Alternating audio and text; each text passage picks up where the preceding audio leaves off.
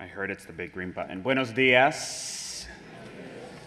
Thank you so much, Maria, for a great segue into what I'll be talking about today. We'll be highlighting some of the work that we're doing with our R24. So you've heard a couple of folks talk about this mechanism that was awarded for some of us right in the middle of COVID. I actually received the notice of award January of 2020, and the world shut down a month and a half later. So interesting times. Here's some of my funding support. In addition to the NIH, I've received funding previously from the Alzheimer's Association. I also serve on the local board of the Houston Southeast chapter, as well as the IRGP Council for the Alzheimer's Association. But in terms of personal disclosures, I want to highlight that Alzheimer's disease is both professional and personal for me. I am definitely a product of my mentors, and I'm so delighted to see one of my first mentors who introduced me to Alzheimer's disease about 20 years ago, Dr. John Ringman here in the audience. And John always led with kindness and taught me very early on to meet communities where they are. And so while I kept thinking as a bright-eyed college graduate, learning about science out in the field, that I'd be at a hospital and doing all this cool stuff, John said, no, let's get in the car and drive across town and do a home visit. Let's spend some time actually in towns that I couldn't find on a map in Mexico. And so much of that experience really shaped the work that I do. And as I mentioned, it's also personal. So a few years after starting my work with Dr. Ringman, my grandmother started showing her first signs of Alzheimer's disease. And unfortunately, she passed away in 2012, this past April. It's been 11 years, and it was before I was able to finish my dissertation. And so I dedicated my dissertation to her, largely because she was such a big role model in terms of the encouragement and the kindness that she showed me and really pushing me on. I should mention that I was born in Puerto Rico to a low-income SES household. We had a concrete home with a tin roof and an outhouse. I am a first-generation high school graduate, college graduate, master's degree recipient, doctoral recipient.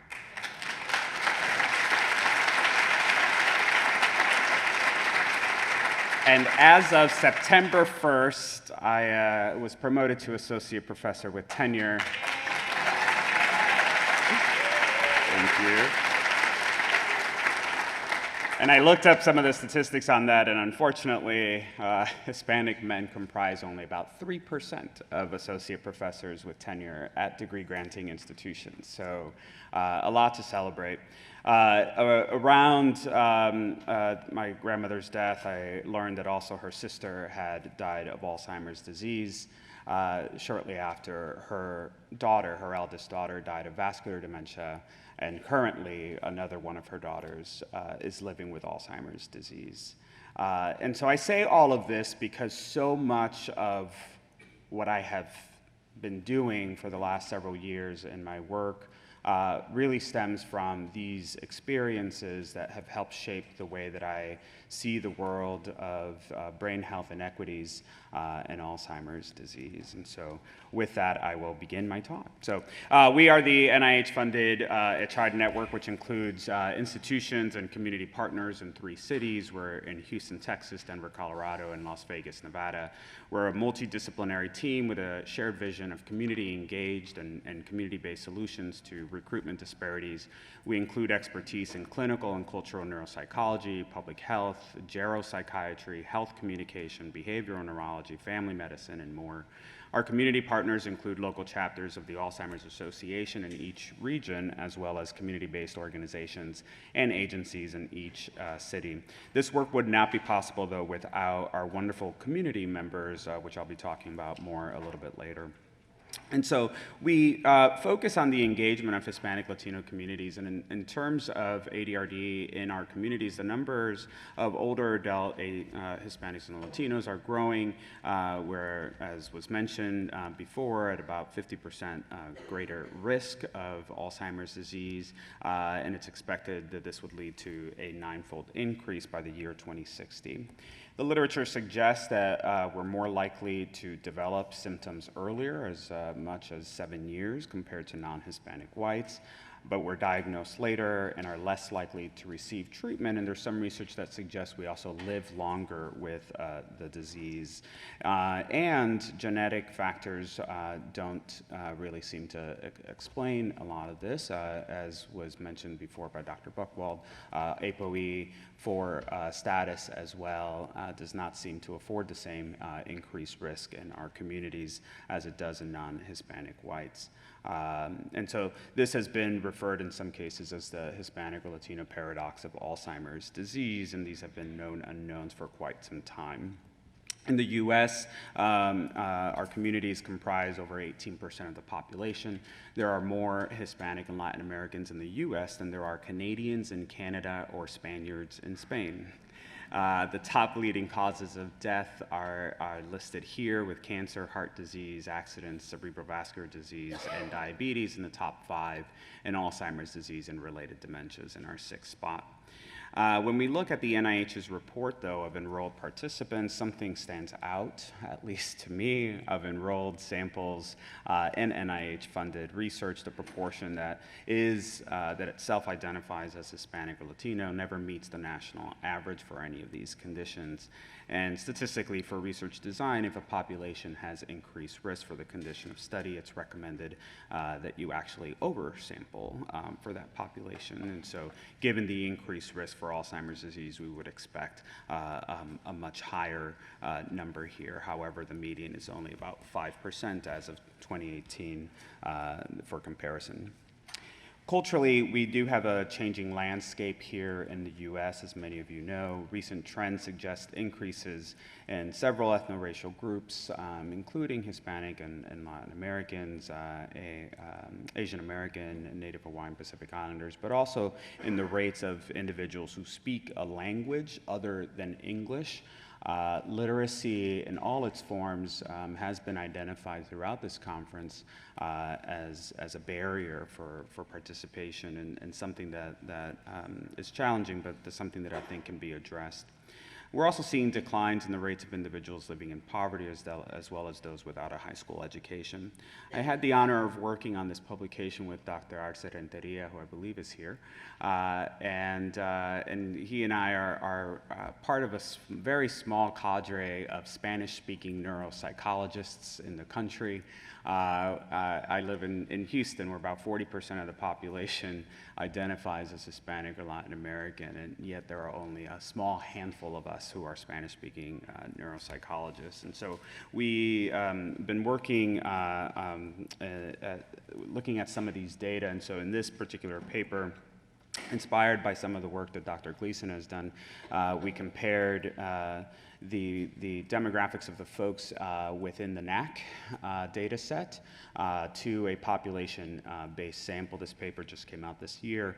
And we identified that even with all of the efforts that we're doing to increase representativeness within the NAC, that the individuals from minoritized communities who are there may actually not be as representative of folks sort of in community-dwelling populations, suggesting, for instance, that the Black individuals and Hispanic individuals in NAC may be more highly educated, have poorer subjective cognition, and less depression compared to folks that are living within the communities. And these factors all have implications in terms of the relationships that we're seeing, and unfortunately, unfortunately, the lack of representativeness impedes and slows down our progress in terms of the work that we're doing. And so when we founded ECHAR, ECHAR is a Spanish verb that has several definitions in Spanish. It's fitting, giving our goals to cast or throw a wide net for recruitment and put infrastructure in place and to lay out a plan for better health communication and oust health disparities. I mentioned already that several folks here, I know Dr. Banta Park, who presented yesterday, Dr. Aranda, Dr. Chorash, and several others were awarded these R24s with the goal, the RFA specifically said, to target recruitment. And one of the big lessons that we all learned was that you can't lead with recruitment. I think that was a message that came loud and clear yesterday, that we had to really work on engagement, and so we wanted to really highlight that in our name. A large and growing body of the literature has characterized the complex nature of recruitment and the various barriers and facilitators associated with recruitment of diverse communities. And for every study, each potential participant has to weigh the possible study-related benefits and burdens along several domains, including physical, psychological, economic dimensions, but these may also include social and familial considerations. In Hispanic Latin American communities, we see this cultural value of familismo, this centeredness of the family unit as being extremely important. As John can attest, early on in my career, I learned very quickly that so many of our conversations were not with a patient and perhaps a caregiver, but it was a patient and sometimes the whole family, and in some cases, the whole neighborhood came into the house to hear what we had to say. And so really highlighting a lot of these various considerations that are culturally related. And moreover, and this has come up a lot, there's this recruitment ecosystem that's not an isolated interaction between the individual and the recruiting research team. It's a multi-layered system that involves institutional and systemic inputs and decision-making that contribute to patterns of barriers and facilitators. We've heard this micro, meso, macro levels of the recruitment ecosystem. And so in order to sort of focus what the main premise of some of what we're doing, we really build on sort of what we call the three-legged stool for our work. There are, of course, diverse patterns of needs among culturally diverse communities, and so in the context of our communities, our research on the science of inclusion has identified these three general themes that can help facilitate engagement and recruitment. The effective research teams build trust and develop trustworthiness, as was mentioned yesterday and today, with local communities. And they work on improving communication with these local communities and also continuously work and strive to develop cultural competency and maintain cultural humility. And we note here that addressing the communication barriers is not only directly related to recruitment, but also plays a significant role in building trust and developing cultural competency. And so communication is not only across languages like English and Spanish, but also in the context of professional jargon versus community-relevant language. The term yesterday was used of transcreating, that so much of what we have to focus on is not really just translating from one language to another. It's really working on understanding from within a cultural group how these concepts are communicated. And of course, as a community engaged research network, we have to understand that including diverse voices from the community at each of these steps is vital for equity. So a couple of years ago, my sister's 15-year-old son wanted to spend some of his summer with me and my partner, and so came to visit us in Houston. And again, as a first-generation everything, I decided to bring him to campus and show him around, and so he can see what a college campus was like. And I remember witnessing him asking my partner, well, what is it that he does? He keeps talking about this research that he does. What is it? And so before I can answer, right, as an academic, right, you're like ready to answer that question, my partner jumped in. and said, well, he goes into neighborhoods and talks to people about Alzheimer's disease and brain health. The people in those neighborhoods then teach him how to talk to other neighbors about Alzheimer's disease and brain health. And of course, as a 15-year-old, he goes, oh, cool, and just moved on to the next thing. And it's interesting, I had this moment where I kept thinking, like, do I have to add to that? And I kind of sat and listened and reflected, and I said, no, actually, that's a great way of explaining what it is that I do. And so this has been so integral to our approach, which is really just learning from the community. My mama used to tell me God gave us 2 ears and 1 mouth so that we listen twice as much as we speak. So as part of ECHAR, our long-term goal is to address the clear and critical need for effective recruitment of Hispanics and Latin Americans into aging research. As such, we aim to work very closely with local communities to not only inspire and recruit them to become part of our infrastructure, but also develop community-relevant messaging, materials, and strategies that will help drive out these disparities. So it's a lot about co-creating with our communities. Lastly, through our pilot grant program, we also supported several early career investigators who were exploring relevant ideas, and we supported their research infrastructure through that. But as noted by one of the members from some of what I'll be describing, there are a lot of people in the community who want to help and who are curious. All you have to do is ask. And the willingness of communities to participate in research is another theme that I've heard loud and clear from here.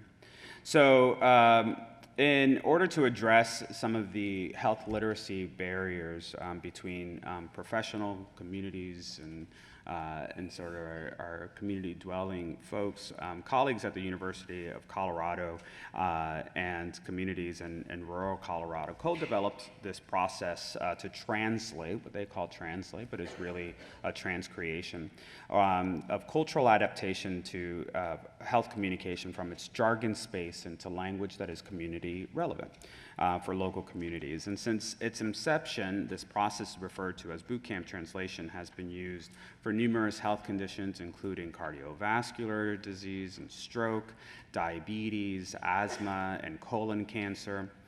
The process of BCT is manualized and has been shown to increase knowledge and health literacy in communities. It's also been shown to improve medication adherence and visits to doctors. In this example reported by Westphal and colleagues in 2016, it was associated with a significant drop in the number of asthma hospitalizations by individuals in the eastern Colorado communities that received the adapted health messaging compared to the overall Colorado population. And again, we saw this morning how materials that are culturally tailored and community responsive are going to be better received than some of the materials that we have currently available. And so BCT pulls from various community approaches such as community engagement and CBPR. Similar to what was described yesterday, it's not merely a series of focus groups or training for community health liaisons. Instead, it seeks to translate and disseminate health messaging by answering several main questions. And so, what are the key messages about the health topic? Who needs to hear them, and how do we best share these messages with those individuals? And so we were the first group to do this with Alzheimer's disease, and so our emphasis was on ADRD. It's a collaborative approach, and each of the partners brings their own set of knowledge and expertise. For instance, the research partners in the process help facilitate the approach as well as bring their knowledge of the health topic and of research methods, while the community members bring their cultural expertise and lived experience, as well as creativity that's often not bounded by our scientific formulas or rote thinking that many of us researchers possess. The stakeholders are involved in all parts of the decision-making, including materials, images, fonts, word choice, where to share materials. All of these get input from the group. We completed our BCT in 3 cities. This work was just published earlier this year. We had 39 participants across the 3 cities, about 3/4 were female, varying in age from 20s to 60s, varying in education, varying in SES, varying in employment, varying in experience or knowledge of Alzheimer's disease. We met roughly for 6 to 8 months in each of the 3 cities. We had multiple long meetings, multiple conference calls, et cetera, to again answer those main questions. In the interest of time, I will just highlight some of the key themes that we identified from those messaging discussions. And so risk mitigation and brain health, the role of the impact on the family, resilience in the community, and also the need to destigmatize Alzheimer's disease. Folks were responding to us that they were getting tired of hearing about how they're at increased risk. They're getting tired of hearing about their deficits. They want to know what they can do. Brain health came up over and over again. What can we do to reduce or mitigate our risk? What can we do to strengthen ourselves? What can we do to give back to our families and protect the next generation? Interestingly, they didn't want the messages to be held just for folks that were older. They wanted their middle-aged children and their grandchildren to hear about this. When we asked, well, how young should we go? They said elementary school. And so we are now trying to figure out ways to take what they are telling us and implement that, like writing a children's book, for instance. However, one of the things that has been getting a whole lot of buzz, which I never expected as a neuropsychologist to spend so much time talking about this. I've written and published papers on neuropsychological assessment and psychometrics and diagnostic profiles and biomarkers and neuroimaging and so forth. But instead, people want to hear about our telenovelas. And so our community said, hey, one of the ways that we learn a lot about the information that's happening in communities is through the classic Spanish soap opera, the telenovela. And so this is not completely a novel idea. However, the approach that we did is relatively novel. And so I just completed 2 more interviews last week about this project. So this is still very fresh.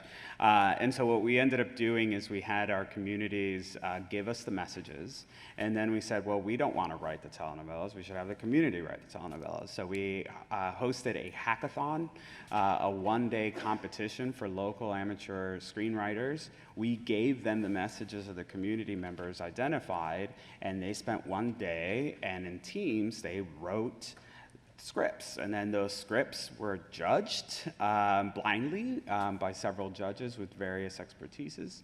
And then from that, we decided to select the winning script. That script was then produced by local talent.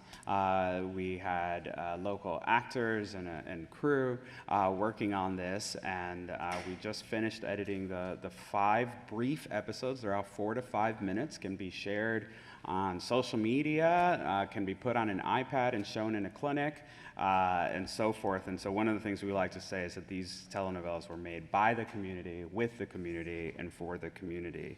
What's really cool is that we just received funding from the NIH through a UH2, UH3 mechanism to extend this work and create a toolkit for engagement that we can share with investigators, and also test how this ends up bringing folks into our research, or just opening those conversations.